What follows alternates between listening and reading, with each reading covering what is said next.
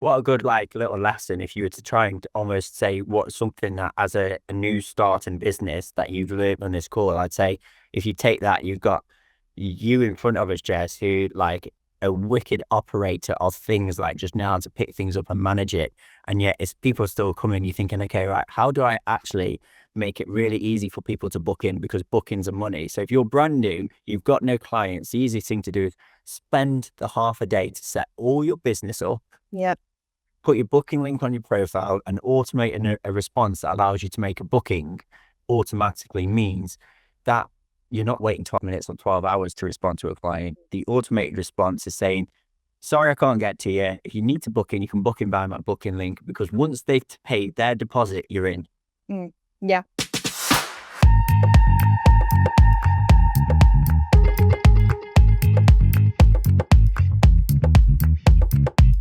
It's been slightly over a week, but effectively, just for the purpose of the tape, if this gets cut in, we're going to be doing this on a weekly basis, just to touch base about the 365 project, which is essentially me going about my day, filming it, how Faces helps in my business, the setup of Faces, how to use each one of the features, and how that helps me to grow the business over the course of a year.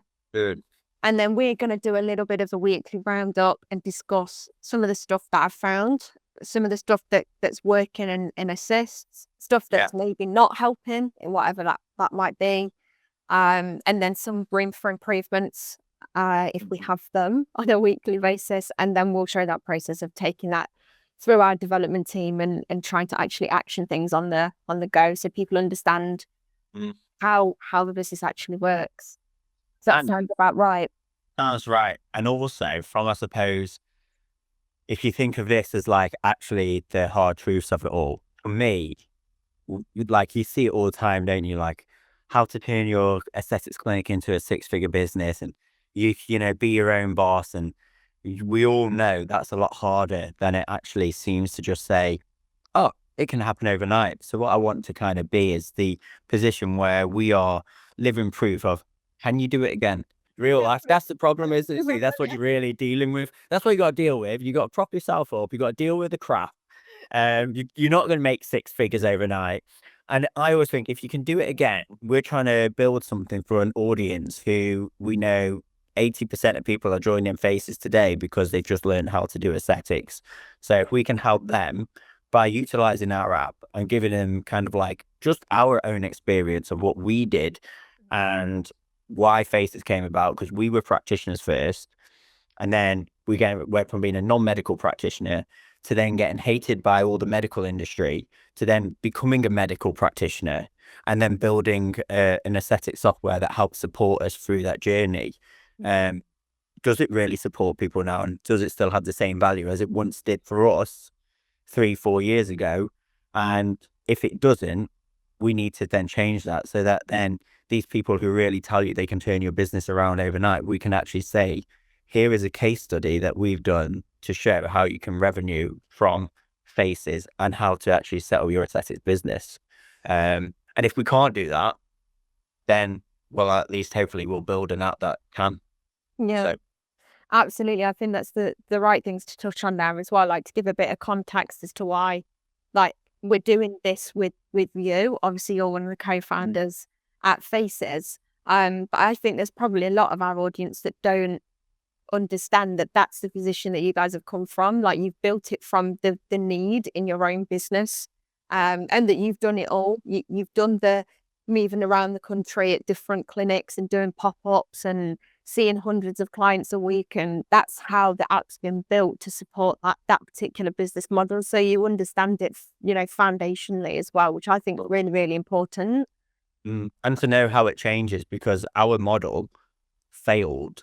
It was super successful, and then it failed very quickly from when aesthetics wasn't happening. We could work and do 1 day a week in a different part of the country, all the way up. Carlisle was the furthest north we went, and Newcastle to as far south as Kent. And that's what you used to do on a monthly basis. And then as the industry got more saturated, clients wouldn't wait, and you lost that. So then all of a sudden, having a base and having a couple of places that you went to became more profitable than running around the country. So it changes, and we need to realize that faces needs to change in not just today, but tomorrow and the next few years to adapt with the industry.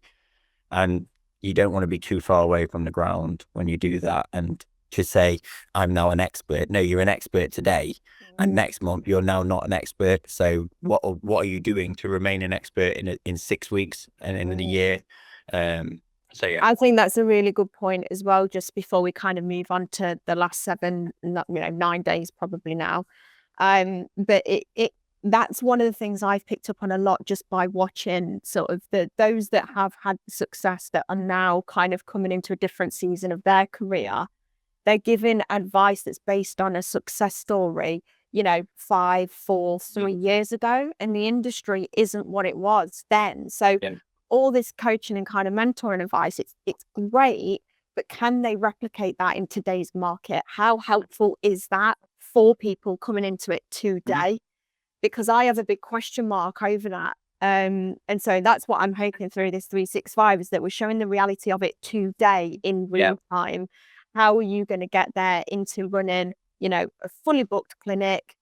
How are you going to do that? Can you get to that point where you're making 6 figures, which is the big one that gets thrown around a lot?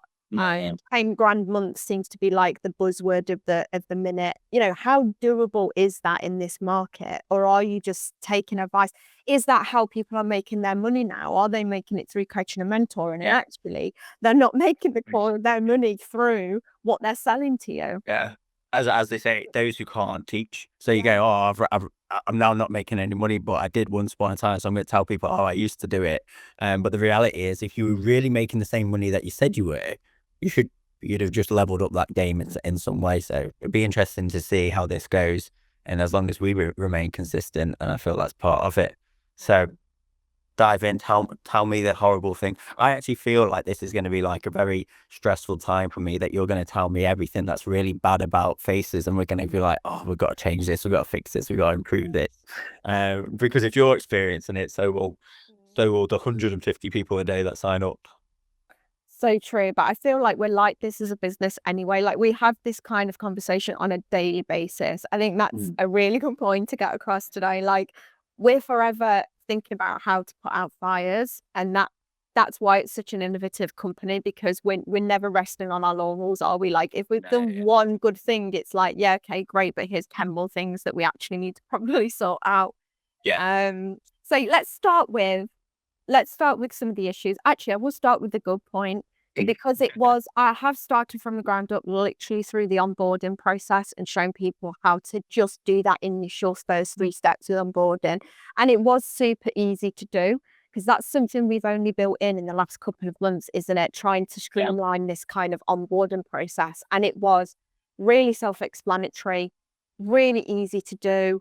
You landed on the app and it was obvious that you kind of needed to go through these 3 different steps. So that part of it, good. However, within that, there was a few little chinks in the armor, if you like. So starting with one of the first issues, the welcome email is quite lackluster. So when you first sort of sign up, and this is currently on the development side, and I think it's just very, very old. It probably does need to be moved over to GHL. That's a tool that we use for those listening. And probably redesign it, because it is our first impression of the app, and it just feels so outdated versus all of our current kind of marketing efforts. It's it is, yeah. It's very much our first impression, and it straight away was like, oh, that looks, it looks, what's the word that I'm looking for? It looks very untechy for a tech business. I mean, that's the best way to put it. It looks the format in the font choice, the kind of a very outdated picture, which is very pixelated. It just all feels a little bit like, oh God, I've signed up for this really good thing. Did you build this in your bedroom? Exactly that. Yeah, that's how it felt. How, as a business, we look at that, don't we? We say like, this is super important, and actually now this is a first impression counts. How, when you sign up to something or you download an app, do you read the welcome email properly, or like, what do you think people really want from a welcome, if they want a welcome email, or do they want to just get stuck into it? Or Yeah, I think that you're right. I think for me, it's like I've probably already done a little bit of due diligence, but I did open it. And I think it was just to kind of check what was in it. You don't know what's going to be in your welcome email. Like, you've got no idea. And I suppose the assumption is that not everyone knows everything that is available on Faces. So they might have been told, oh, come on here for consent, or come on here for a booking system. But actually, they've seen on our initial page, they've got all these other tools. So it's that first initial thing to sort of sell yourself, really. And I don't think we do that currently. No. We don't sell ourselves and give them the ultimate sort of sales pitch, and also give them a good first impression. And what we don't, I suppose now, so for people who don't know, we've introduced this step by step so that we can help understand the type of user that's joining our site. I'm wondering if with Go High Level, because we tag the people, we can say, if, for example, you come to us and you say, yeah, I'm here for consent forms, we send them the welcome email that says, this is everything you need to know about consent. If they joined and said like, oh, I've got a big team of people and I need to onboard, we say, this is how you onboard your team members. So instead of trying to be everything for everyone, you say like, we know them. The hard part by having these conversations, that means that you've got like 6 or 7 different emails that start, and then you can always like repeat through the welcome emails. But yeah, what is your first impression? And your first impression is why you normally signed up. And if you sign up for consent forms, but you're getting hit with like, did you know Faces, you can buy insurance, they'd be like, thanks. Yeah, thanks, but that's like completely the opposite of why I've actually initially come in. It's not that they might not need insurance at some point, they probably will, but like in that part of their journey, that's what it's focused. Yeah, so I do wonder if we have a bit more of a streamlined welcome email process that is more targeted. Like you say, it's segmented by the fact that we've now got that data, which, this all happens because we didn't have the onboarding process before. We had like one welcome email that's been there probably for 4 years, and never really been looked at again. So yeah, I think you're right. Maybe we look at some segmentation, just make a note. Yeah, that could work actually. And that was the whole point we had the onboarding, was to say, who are you?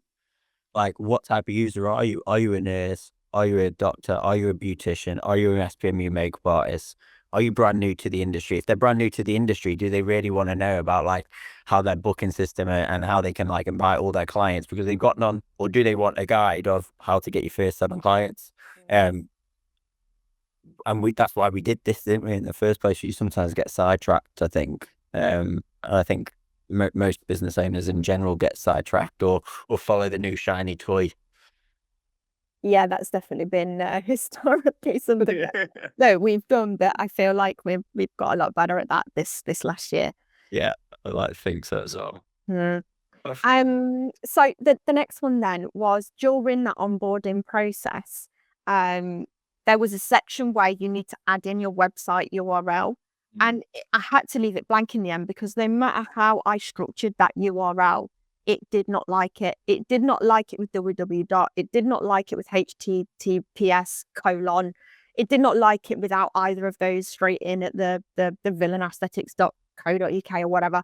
It just did not like it. Now, again, for sake of the tape, I don't know how much of a problem that is, because actually we don't really care whether people have got websites. Yeah. Because we've got free websites and all that within the app that people can utilize. But I feel like we must have wanted that, building that into the onboarding process, we must have wanted it for a reason.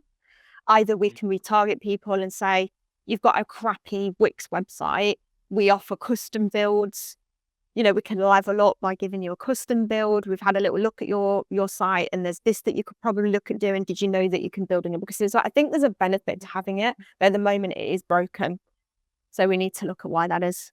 Do we think it's going to, based on the conversations that we've had as well, like if you're joining in, so in the scenario that you've got 2 parts to your career of like SPMU and then now aesthetics, like, is it just kind of like a drag at this point? Like, is it something that probably you just think, unless we're going to say this is the real upside of having a website and getting the information from someone and having their website on there, is it worth saying, do you know what, as nice as it is, and we weren't. It could just cause more hassle than it's worth.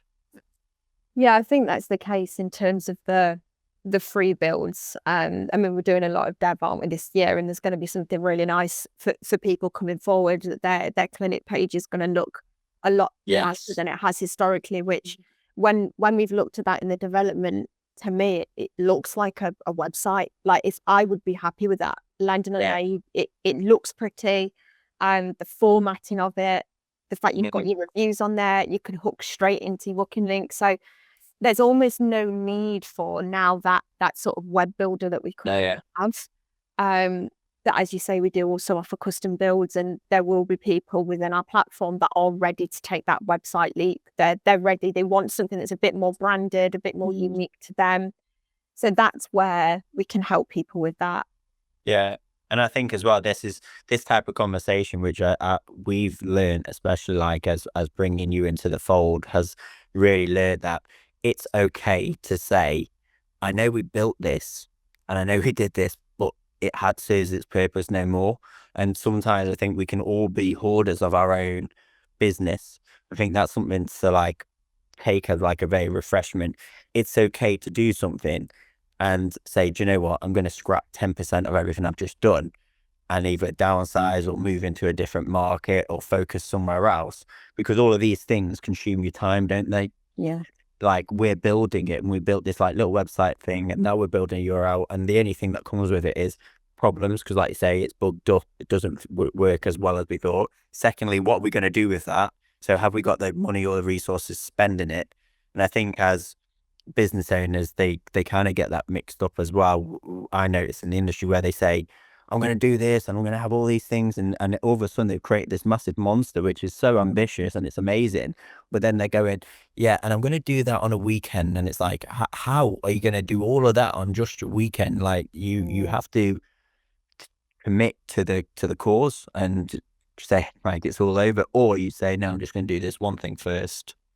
I mean, yeah, I think that's that maps quite well to people offering a crazy amount of treatments as well. That's another thing I do notice with some individuals, is like it's like shiny thing syndrome that we get with development, because we get excited about an idea, but they get it with training, where they're like, I need to know 50 treatments, and you're like, one, how are you stocking for that? Because that's an awful amount of money tied up in like stock.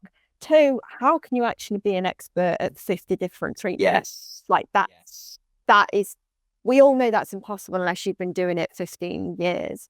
And then you've also got, now you're not even specializing. So now your client doesn't even know what the hell you do, because you're not a specialist in your field. So I feel like that advice that you've just given pertains really well to our audience. Just thinking about what you offer, and just because there's a new treatment on the market, like, think, does this actually work for my business, or am I just spending money trying to squeeze something else in, and actually it's not going to serve me at all? Yeah. You get caught, don't you, in that motion of like, oh, this new thing's come out, I better learn it, because they're worried about the competition. But if it doesn't actually align with like say you're a skin clinic and you want to see and new skin treatments, it kind of makes sense. But if you're not a skin clinic and you've never been a skin clinic, why now are you jumping on this shiny new toy? Does that mean you neglect your current audience, or should you be going down another route? And I feel like that kind of you can almost be too diverse. Yeah, you can definitely. It's same for us, isn't it, with Dab?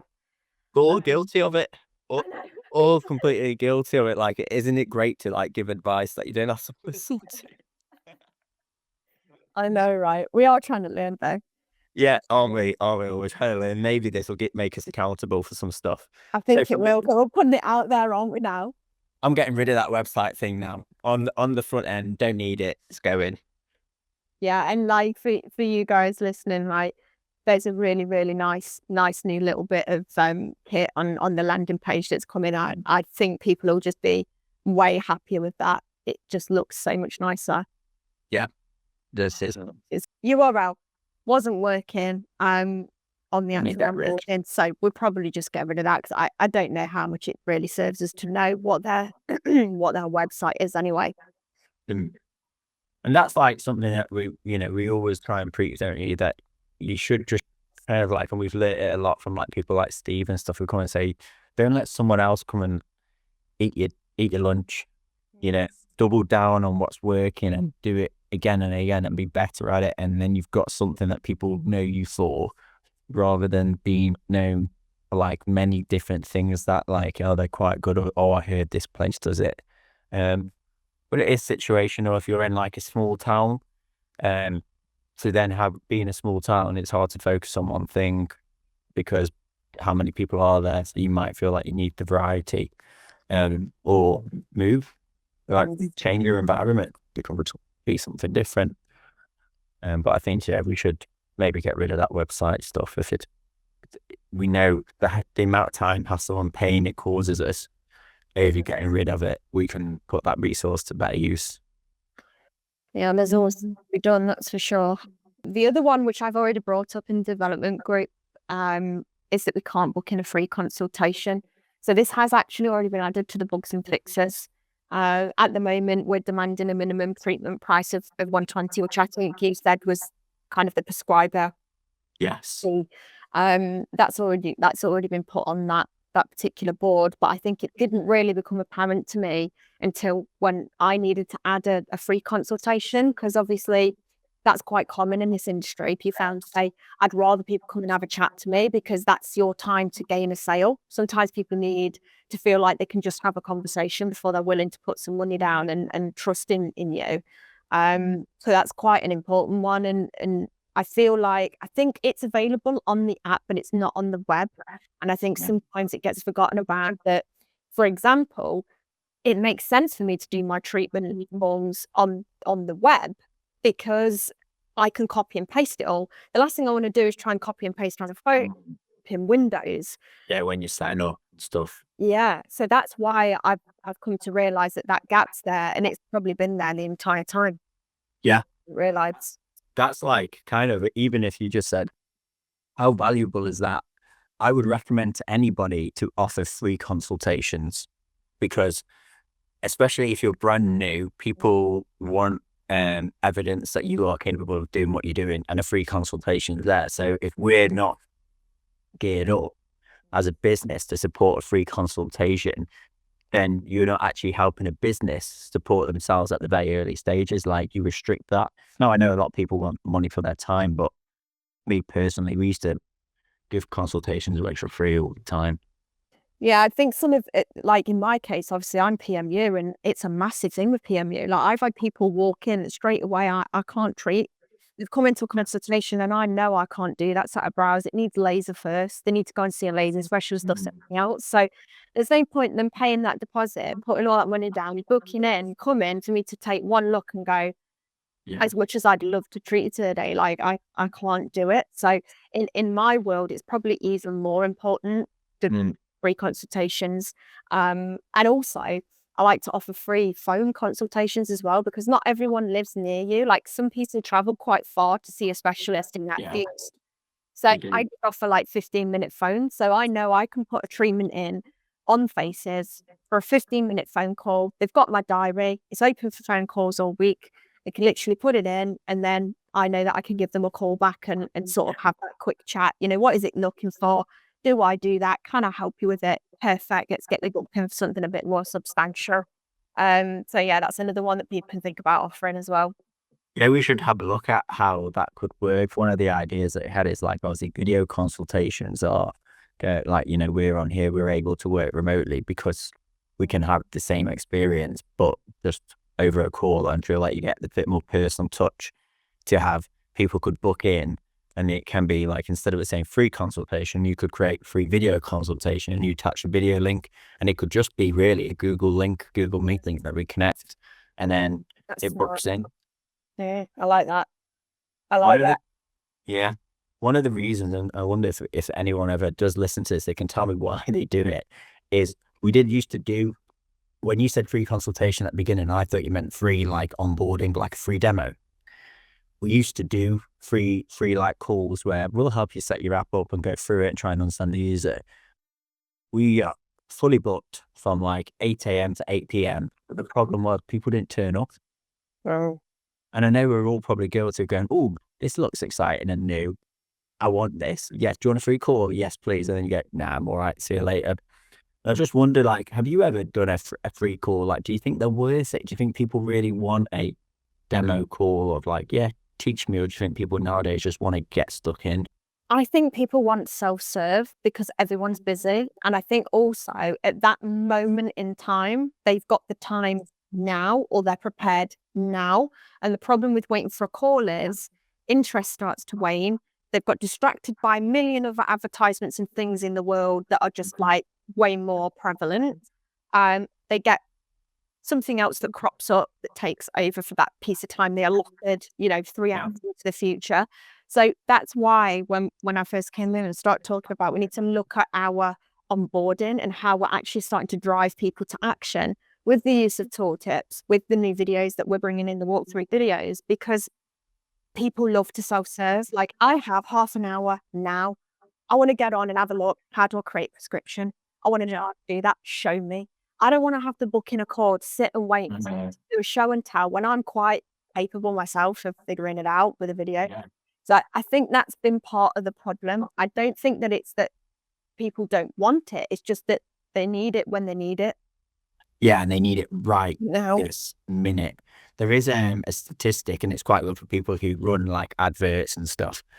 If you ever see these adverts where you click on it, you put your phone number in and it calls you immediately, that's because the difference between waiting, it's 12 minutes after you've inputted your details for a phone call, is very, very similar. I think there's like a percentage of like 4 or 5% difference between 12 minutes and 12 hours. So after 12 minutes, the conversion rate just drops off the face of the earth, which is, like you say, people want it now when they want it. They don't even want it in half an hour time. If you can't catch them before that, which makes you think actually how important it is for users to have an online profile. Because if you're scanning the internet and you find somebody you're interested to, what they want is they need to book in and they want to book in now. So how much information can you give that user to make it as super easy to book in? The moment they have to go, how do I book in? Where can I do? They've got bored of the idea. You've waited till the morning. You were too slow to reply. You've missed potentially a sale as well. Yeah, massively. That's a really, really big one. Like, I know that a lot of people use social media, and like what I would say is start using your automated response with your booking link in it. Like, get your booking link in your automated response, because a lot of times people just don't even look at their the bio section. I had it the other day. I'm so easy. I've got my prices on my highlights.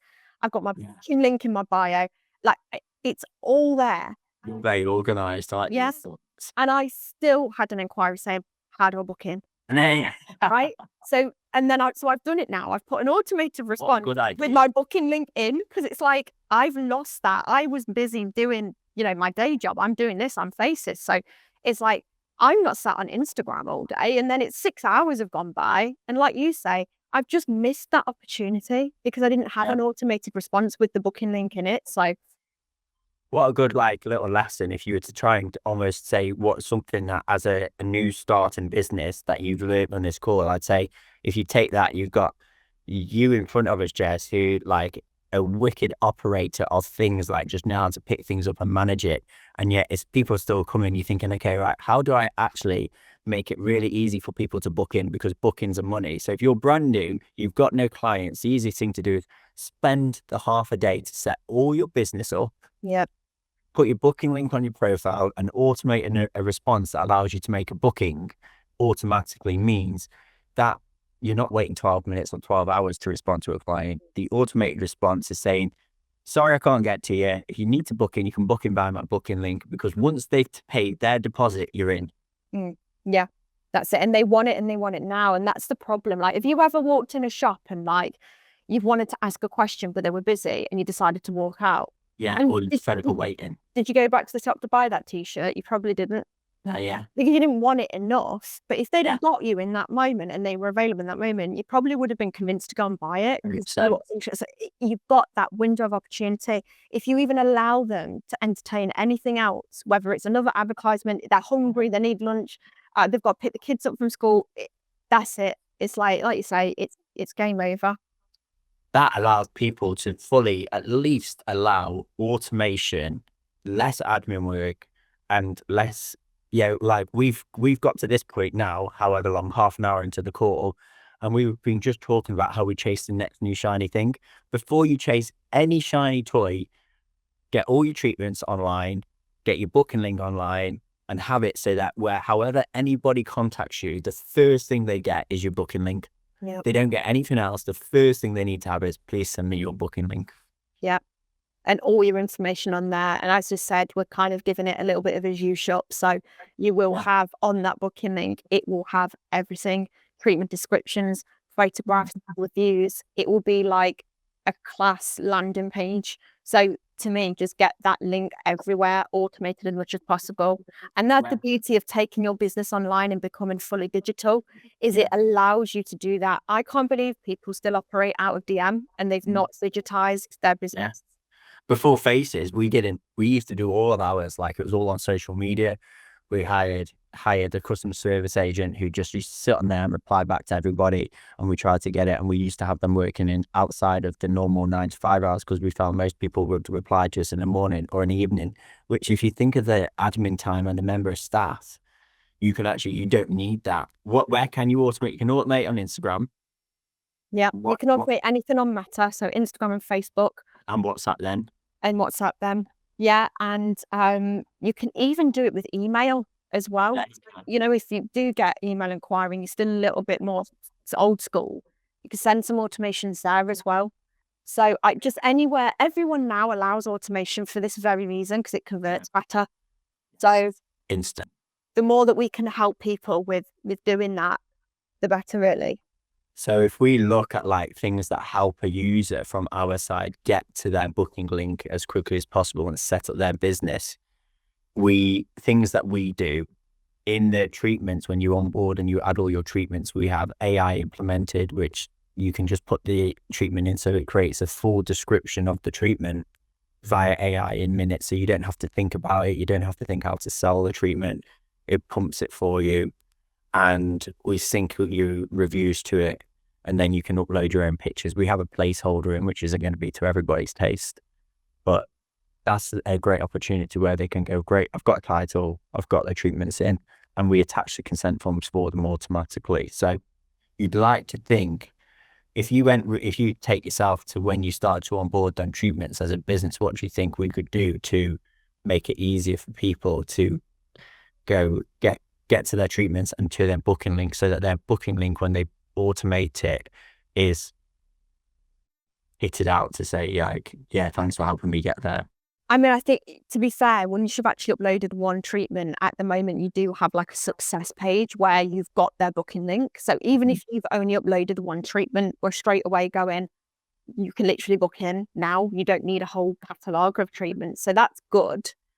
I think from there, though, then you've got to go through the whole rigmarole of actually uploading all of your treatments. Yeah. And that's such a sticking point, because it's difficult. Like you said, the fact that you've implemented AI is useful. Everyone hates uploading their treatments. It's one of the things that stops people from going through the entire process for a little while, because they look at it and they go, can I be asked for this in this very moment? Like, I've got to designate at least a little bit of my time to be able to sit here doing this. And so the AI is a brilliant option, even as a placeholder text. So even if you just want to get set up and go, if you could just AI it all for now, then it's like, I know I've got to come back and like reiterate my own little version of this, but I can actually just start making bookings straight away.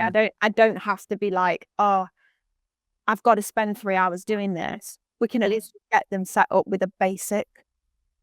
Do you think if we did, do you know how we were talking about inviting team members, and we said, do you want to let Jess have all of her, do you want to have Jess have all of her, sorry, my screen's got a bit smaller.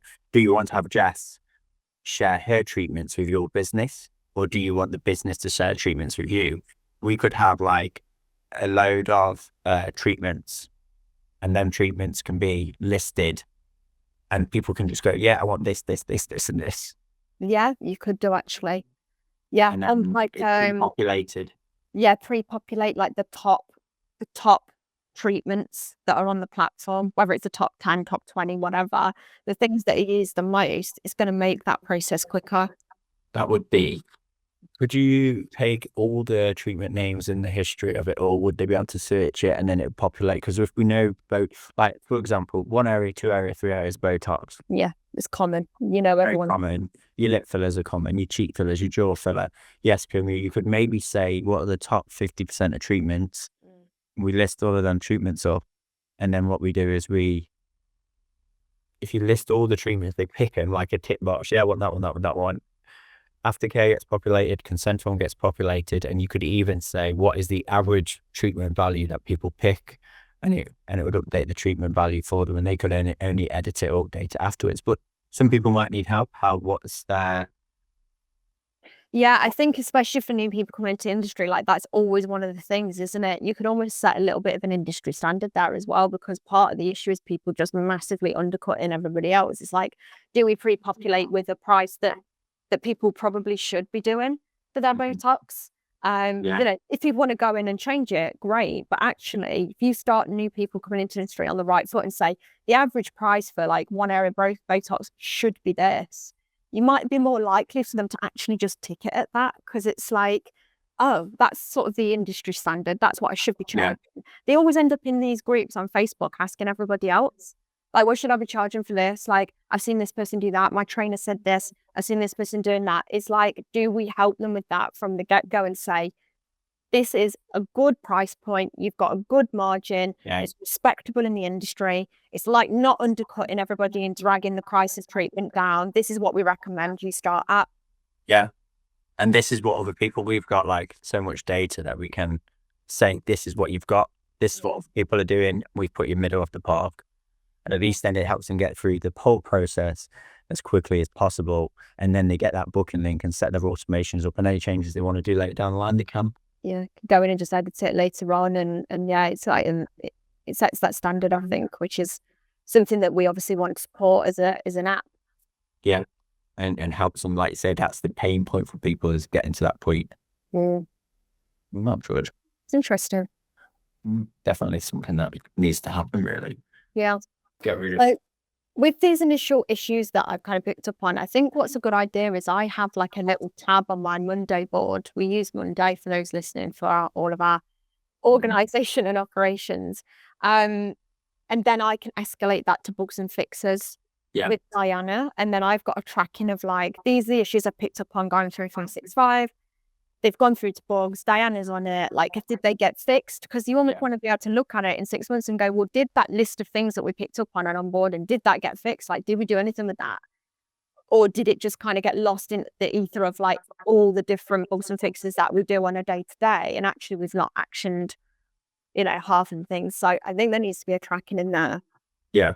I think that would be a great way. Yeah, if we go, this is all the things that we discussed, and we can implement how high the impact would be, and also from a development point of view, what's the easiest thing to do. And if we're freeing up resources in places we don't think are going to be as like fruitful for us, then we can say, right, this is something that we think is going to help and new users on board. And ultimately, that's the goal here, is if you're brand new to the industry, the first thing you want is clients. But before you get clients, you need to simplify your life as much as possible, because the likelihood is you've got another job, you're working this part-time, you've got a family, you've got kids, everything is like all on top of you. The last thing you need to do is be sitting there thinking, oh, I've got 6 hours and 8 hours to spend before I even get settled. Yes. How quickly can we help get you to that point where all we're asking you to do is put this automation into your booking link? Yeah, and get them to that point of being able to use it as quick as possible. Yeah, that'd be the main take home for landing them on before you do anything. Have a social media set up, or even on your personal social media, put your booking link into your automations on your WhatsApp, your Facebook, your Instagram, and in every bio possible. No. More. I think the last sort of improvement, I suppose, more than there being an issue or a bug or anything, was once you've sort of completed the initial onboarding. So you've onboarded, you've done that, you've then come into the app, you've got the 3 different stages, you've got your uploading your treatment, setting your hours, doing all that stuff, setting your location, great. But then you're kind of left to your own devices a little bit. And I think this is where maybe tooltips would probably drive people to take the next action. Because I sort of sat there a bit like, what would I actually do now? Because obviously you can explore the app. You can click around, have a look, see what's on there. I'm sure a lot of people probably do that. But we want to drive them to the next action as a business. It doesn't make sense for us to let them sit and marinate them. And I feel like that's what we probably do at the moment. And ideally, we want to drive people to sign up and get involved with the pharmacy as soon as possible. And we don't currently do it. So is there something in the pipeline that we are doing, or is this something that we probably need to discuss in the next development call? Definitely need to discuss it in the next development call, because what I'm gathering or what I'm noticing, and even just by listening to it, is people are coming in, great, and then they're kind of like left where they are. They've not got any further support, they're kind of like, right, why are you here? You're here for pharmacy, you're here for insurance, you're here for consent forms, you're here for a calendar and booking link. And all of a sudden it's like, well, I don't really know why I'm here. And if you're brand new, we've just established, if you're brand new, the first thing you need to do is get all your treatments as quickly as possible, settled and onboarded. Yeah, and that piece is kind of quite high, I would say. Like, it's even driven me to sign up with Rift. So it's like rooted me, sign me up with Rift, done it, and like, then what? You're kind of like floating in this limbo, and we know we need to drive people to the shop and to start actually purchasing their products and stuff through that. Because even if they're not ready to create their bookings for some reason, even if they're not quite ready, they've not finished uploading their treatments, they could be moving over from another application. They could have been recommended us, and they've got a website. They want to get rid of the website and start using our booking link. So they've got a clinic running. Yes, they might not be quite ready to move all of their client list and everything over, but they're certainly ready to buy products. There's this weird little limbo where we're kind of treating everyone as if that they're brand new and haven't got a reason for that yet. And I don't think that's the case. Like, when I came into Faces, I mean, I've spoke about this on the 365 videos. Everyone listening, the journey kit is kind of on there. But if you've not watched that and you've come straight into this, I was already a practitioner when I found Faces, and I already had set up a booking system with someone else. And then I needed consent forms. So I got rooted into finding Faces via consent before I actually worked for the business. And there's plenty of people like me probably out there that are in this limbo between using the two platforms. So how do we drive them to the shop straight away and be like, did you know this is here? And like, there's all this really cool stuff that you can do. And we don't do it. We just sort of let them marinate and figure it out for themselves. Yeah, I believe that also then comes from, like you said, when we do the onboarding, we now know what people want when they onboard. The emails that we provide them should be dedicated to the type of user that onboards based on the information that they give us at the beginning. It stops us leaving people in limbo, and then we can support those ones that need it, and to the ones that don't need it, we're fine with. Like, so you can go, right, this is the direction you need to go in. And if you took that as just the whole, you will probably convert a lot more of the 150 plus people a day that sign up to us.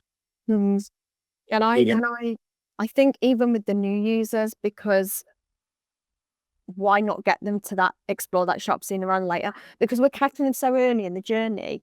What I feel like could happen at the moment is to click new user, like new business, never seen a client, which is what I hit so that I can do it from like ground zero. Never seen a client. They've come in, done the onboarding, done the 3 stages, fantastic, signed up for us, great.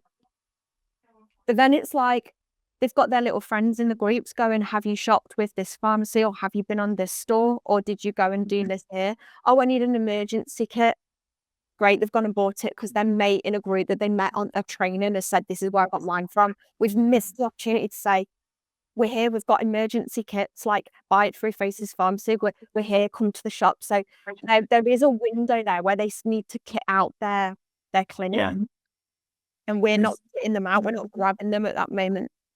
No, yeah, they're coming to us for a purpose, but if you're here for any form of aesthetics, we cover it. Yeah. Doesn't matter whether you're here for pharmacy, doesn't matter whether you're here to buy couch roll, whether you're here to buy a new bed, a ring light, you're here to get anatomy posters, you're here to train more, you're here to get insurance. Like, we are an aesthetics all-in-one solution. So the question is, how do you ask the right question at whatever point to say to somebody, what do you need? Because we've got it, I just need to point you in the right direction. And also, do they want that? Like, for example, I use like some apps and I'll use one app for one thing and I use another app for another thing? And is it because I haven't explored the app enough to say, does this app do everything I need? Because I think at the same time, we all use different apps for different things, but all of us would say, wouldn't it be great if we just had one app? Like we all were like, and that's what I really wanted to hopefully get with you and these 365 days is notice our own problems, fix it for ourselves as well, like our own personal self-development, like a therapy chat for an hour every week and go, people, we all do that, don't we? We've all got an iPhone, but we all use Gmail. Yep. Yeah, like, it's the same principle, and it's like, well, why are we doing that? Are we just, like you say, is it because your friend said so? And if it is, then you need to get more friends. I feel like we could probably have something in there that part of the new business onboarding. So if they've clicked in on that onboarding process and said, "Oh, I'm an established business," and we've already put them down that pipeline, which is great. But for the newbies that have come in and clicked, "I'm a brand new business," do we have like there's a process after that where we go kit out your clinic? Let's get you kitted out. Do you need a bed? Do you need consumables? Do you need an emergency kit? And direct them via email, WhatsApp, in-app notification, even a banner, even a new fourth stage, maybe a fourth stage comes up and says, let's get your clinic kitted out. Drive them to the shop to say, you need to be able to get your clinic ready to see clients, because at the minute you've signed up with us, great. You can't get bookings when you're not kitted out. You don't have your emergency kit. You don't have your consumables ready. You don't have a bed even. You don't have a life. So I'll get kitted out. Get kitted out. Yeah, let's help get you there, because it is hard. Like if you've never worked in the industry or very new, you really don't know where to go to suppliers. Like you're Googling it. The first thing they're doing is coming off our app if they didn't realize it was there and gone to Google. Yeah. I've gone, I need a bed. I need couch roll. Which is crazy because you think you've just been in our app. Like, why are we not telling you that we can help you fully kit out your new clinic or your little rent space or whatever it is that you're doing? That's what they want to know, don't they? I wonder if we took that like a step further, keeping on your idea and that and going, fitting out your clinic, but then you're asking the question, what do you want?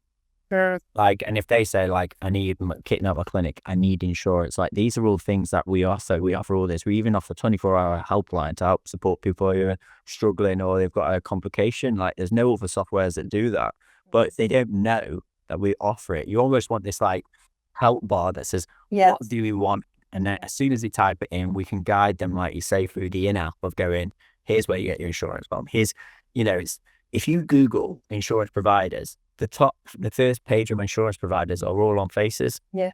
And you get a discount by using us through Faces and through Faces. So it's cheaper than online, but yet they'll still Google it first. You are so right. They'll go to Google and they go, that's it, I'm doing that. Whereas really we want to say, don't care about that. I want you to tell me what you want, because guess what? I've got the answer. Somewhere in this monster that we've built, like you say, even if they said, well, I want a website, don't worry, I got it. I don't know any question that they would be able to ask that we can't answer. I know. Yeah. I know. So you always need like do you remember for you're as old as me, I'd just say, do you remember Jeeves? Like ask Jeeves. I'm older than you, fine, by several years, shall we say. Yes, I do remember. I'm 6. We need a little Jeeves. Yeah, we need a little Jeeves where we can dress them up, put them in like a little like scrub outfit. We'll ask Jeeves and be on the bottom like your little own hamper, and he'll tell you everything. I love it. Shall we stitch Ben up and do an Ask Ben? Do you know what? He'd bloody love it. Let's do an Ask Ben, a little briefing. Yeah, he's miserable 90% of the time, but this he'd go mad for it. He'd go, yeah, good idea that. Love it. Picture of him doing the gun fingers. Oh my God, can you imagine? I feel like that would become meme worthy. We should do it just for the film, so that what they say, you should have some fun while you're developing some crap.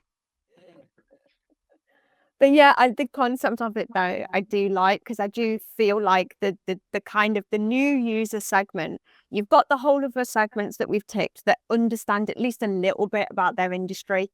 If they want to sell, they already kind of know their consumer base and what they need. If they're an established business, they already kind of know how things work. So we can kind of point them in the right direction. They know what they're looking for. But that new business segment that come in, it's like they need the hand holding.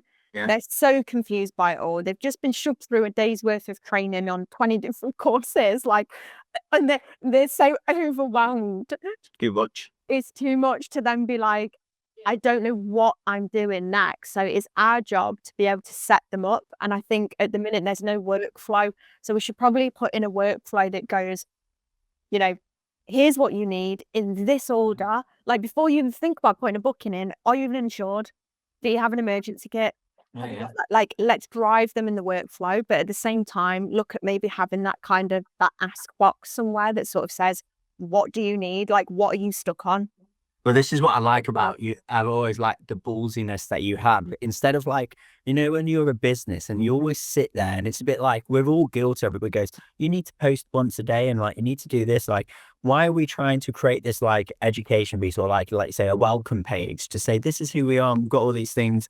Instead, we know what you need. If you're brand new, this is what you need to do.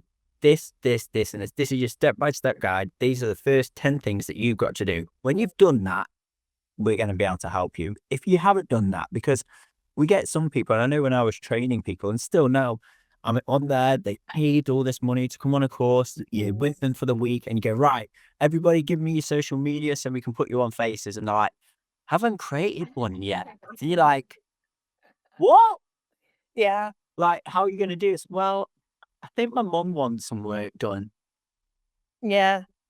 Right. That's it now. Financial freedom, independent, you've got it, is there. You've bred your family dry, the skin, congrats. Whereas this idea of like, what do you want? And this is what you need. It feels like it's direct and it feels like you're telling them, but I actually feel like you say people want this like self-serve and they want to do, okay, right, I do want self-serve. What do you need? I want all these things, right? This is where you're getting from. Okay, thanks. And imagine we could envision like the dream of faces. They come on and you go, what do you need? And they go, I need insurance. And you go, here, there's your insurance. Great. What do you need? I need a bed. There's the cheapest one on Faces platform. Great. You basically have to take the thinking out of it for them because we live in a society now where people, they're lazier than ever. They're lazier than ever. They've got an attention span worse than it's ever been. Yeah. So now we have to make life easy. And the easier we can make things for them, the more likely they are to want to be able to use us in their business. I think and it's sometimes hard because I think as a business, you always think, how can I add value to my customer? And what is adding value to them is not always like, let me inform them. Like, I honestly don't want informing. If somebody gives me this massive document, like I've become, and they give me the headlines. That like, I don't know if that's just me or not. Like I started to copy my emails, put it in chat and say summarize. Yeah, because we've got lazy. And this is the thing, because we have these tools now, like everything's on demand. That's why we've got a generation of kids coming up. I mean, mine's 16, so I can speak for it. We've got a generation of kids coming up that are used to having it on tap, knowledge on tap. So you are right. Like no one's going to sit and read an entire email about what's like, give me the headlines. And I'm even like it in meetings a little bit. I am. I'm literally like, what's the problem and what's the quickest route to resolution? I don't want to sit here for an hour. Talking about that problem. Like, do we have a resolution at hand? Like, get me there, please. That's all I want to know is like, how do we get to that? So, yeah. The only time is like when you're sitting there, when I really think about it, the only time that you actually need is this type of time. This type of time is the only time that I like to sit there and think. And if we have to create a live 1 day a week documentary, we've like literally resolved onboarding. Yeah. What do you want? We've got all this great data, right? First, scrap the welcome email, that's going. I'm scrapping the website, that's going. And then we're going to go put all the tags into Go High Level to say, what do you want is the question, and I'm going to provide you the answer. And if you don't know what you want, based on the tags you selected, I'm going to tell you what you should do. Yeah. Perfect. It's only taken us 12 months to get to this stage, Joe. Why do we do this sooner? Yeah. Wait, that is true. It's because, like I went through my onboarding process, which is a different one now when I did it a year ago. So I've forgotten what that process was like a year ago. I don't remember what I did a year ago. We've also built in a new process since then. So until actually going through it as a user again, Yeah. And looking at it with a different perspective, that's when you pick up on things. So it's so useful for us to be able to just do it in this way. Yeah. We're not only starting 365 days of like trying to have like your own clinic, we're also doing 365 days of starting from the ground up with faces. Yeah, like an app task, really. Yeah, yeah. We're auditing ourselves. And I feel like you do become very distant from where you were beforehand. You know, like, and being an aesthetic practitioner was great at the beginning. And then now, you know, I went from doing 100 clients per couple of weeks. Like, we used to, 10 clients a day would be like what you call an average day. Well, And then now I barely do maybe 5 clients a month, there's just because they're regulars and they don't want their face touched by anyone else. And if I'm in Stafford, I'm here. Mad, isn't it? yeah, it's wild, but I mean, can you imagine trying to squeeze in 10 clients a day now Every explain them with all your development? for a minute now, can't do. What's going to happen? I wish I was there. Oh, wow. Well, I think that was a good first weekly roundup. So we now know how to try and help people. If we're to try and fake it, we know how to help people set up. We know what people do. We know how to improve our app anyway, and what would actually help other people. And then on the other side, what advice then would you give to somebody who is downloading Faces for the first time? If that's that audience member, what is the thing that they need to be doing before downloading us? So, you know, like, imagine you had that person on your show and you say, don't download me, just stop. Don't press download unless, what's the core fundamentals you need to be prepared for before you press download on Faces? I think you hit the nail on the head earlier. I think it is get yourself set up on social, because where are you sharing this link? Like, where are you sharing this ability to even use this platform? Yeah. So it's like, get those sorted, figure out what your brand name is, even if you're not 100% sure on it, coin it, get it coined in on your Instagram, your Facebook, your TikTok, whatever you're using. And then you can change that at a later date, but have something that you can start promoting and that you can actually get your booking link hooked into. Because the moment you land on there and go through this process, you've got it all set up, fantastic. But then it could sit there for 3 months while you're figuring out, like, what's your name? What's my business name? You know. Step 1, get all your social media platforms. Because also the best thing is there's something that all social media platforms and Faces have in common. It's free. Yeah, it's free. Before you even press download, get all of them things set up. That is number 1. If you're coming to Faces, like, so why are we asking for a website? Don't even bother. That's a mistake on our behalf. We'll get rid of that. If you come into our website and you don't, I think we ask for your social media handle, don't we? Yeah. If you join Faces, you put social media handle and we're going to promote you. If you haven't got a social media handle, we should put a big banner saying, turn around now. Yes. Leave. Leave. Because you're just going to set yourself up a heartache of downloading this. It's going to sit in your face. You're going to go through uploading all your treatments. Yeah, but I got nowhere to do it. And then nowhere to do it. So, yeah, it is key. And I think, you know, we are a digital business at the end of the day. Like, our whole premise is driving people to become more automated, more organized, more digital, to be, you know, entirely conducted in an efficient online digital way. So obviously that's a key element of what we do. So having your socials is really, really key. You know, we're not a paper business. That's not who we are. No, so we need to drive that to help support the solo entrepreneur from the beginning. If your goal is to get to £10,000 per month, even the best will in the world, you know, you're going to really struggle, because also if you want a big team, you're not going to do it. It's costly. So if it's just you on your own, do everything that's free first. Yeah, absolutely. Yeah. Literally pillage as much as you can from the freebies out there, like exploit them, take advantage of them, because it's certainly what I did when I set up. I take advantage of every single little thing I can do. You know, I do. We've got other tools on our app, you know, just to touch on it. We allow you to offer hair care prescriptions. First thing I did when I knew we did that was get that hooked into my website. It's free money. You know, I deal with the prescriptions. A qualified prescriber does. All I do is get a little bit of a referral fee for referring that through to the right person. And I make, 10%? The first thing I did is a free talk cost, and I make 10%. Are you having a laugh? So I am the epitome of you literally squeezing every last drop out of free. Optimize what The you've got. The world doesn't give you free stuff very often, so it's like Man. squeeze every last drop out of it. Thanks very much for that, Ash.